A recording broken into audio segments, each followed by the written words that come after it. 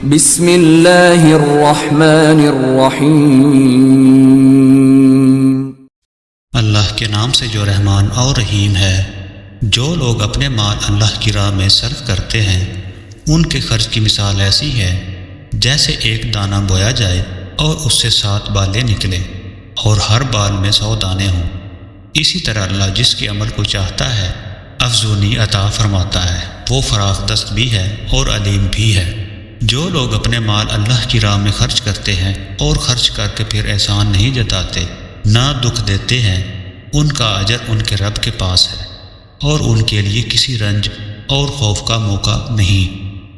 ایک میٹھا بول اور کسی ناگوار بات پر ذرا سی چشم پوشی اس خیرات سے بہتر ہے جس کے پیچھے دکھ ہو۔ اللہ بے نیاز ہے اور بردباری اس کی صفت ہے۔ اے ایمان لانے والو، اپنے صدقات کو احسان جتا کر اور دکھ دے کر اس شخص کی طرح خاک میں نہ ملا دو جو اپنا مال محض لوگوں کے دکھانے کو خرچ کرتا ہے اور نہ اللہ پر ایمان رکھتا ہے نہ آخرت پر۔ اس کے خرچ کی مثال ایسی ہے جیسے ایک چٹان تھی جس پر مٹی کی تہ جمی ہوئی تھی۔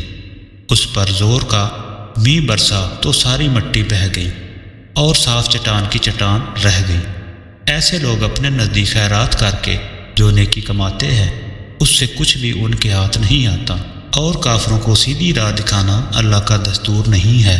بخلاف اس کے جو لوگ اپنے مال میں اللہ کی رضا جوئی کے لیے دل کے پورے ثبات و اقرار کے ساتھ خرچ کرتے ہیں، ان کے خرچ کی مثال ایسی ہے جیسے کسی سطح مرتفع پر ایک باغ ہو۔ اگر زور کی بارش ہو جائے تو 2 گنا پھل لائے، اور اگر زور کی بارش نہ بھی ہو تو ایک ہلکی فوار ہی اس کے لیے کافی ہو جائے۔ تم جو کچھ کرتے ہو سب کچھ اللہ کی نظر میں ہے۔